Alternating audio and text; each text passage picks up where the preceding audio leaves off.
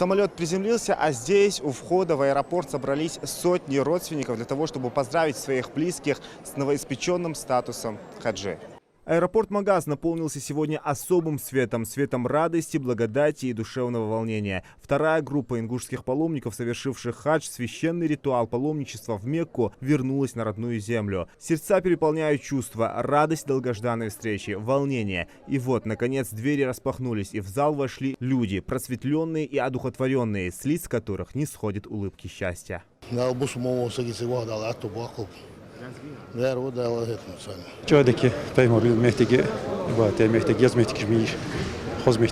Паломники делятся впечатлениями о поездке, рассказывают о священных местах, где им удалось побывать, о чувствах, которые они испытывали, стоя у главной святыни ислама – Каабы. Хаджи совершили все обязательные ритуалы и сделали искренние дуа.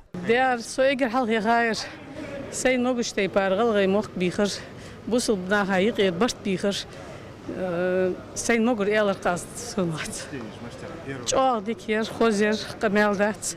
Ordenen naar takken hebben champ gebracht. Ik dacht dat je batterij zakjes kost. Dat zo gezabder.